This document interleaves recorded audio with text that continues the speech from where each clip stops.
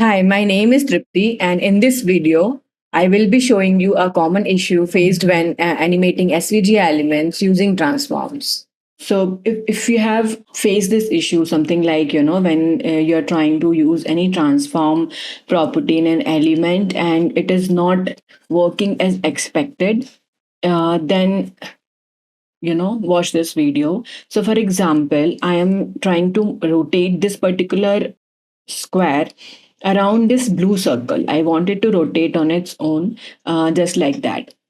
Okay, for this demonstration, I have created a very simple animation rotate box, which is just rotating 360-degree. Okay, to and then I'm applying this here. So animation rotate box, and it should work, right? But oh, this is not moving around this blue circle. So if you think that if we can give a transform origin 50-50, maybe it should work, but it will not. Okay, see, if you give transform origin 50-50, what it does, it takes the SVG, this is black border, which is SVG's outline. This red circle is SVG's center point. So it is rotating around this. Means the reference point for this particular element was the center of the SVG.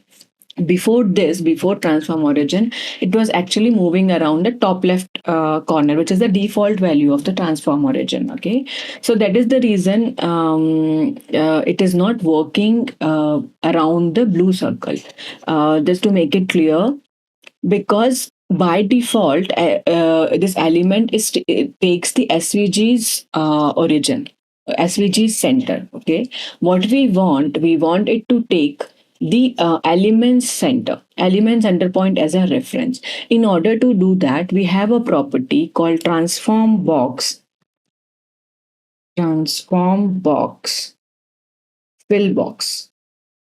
Okay, and when we give this property,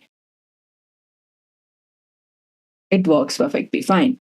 So this is a very common issues when we try to move the do the transform animations in an element. This is a very common issue faced by people, and I hope it is clear to you now. Thank you.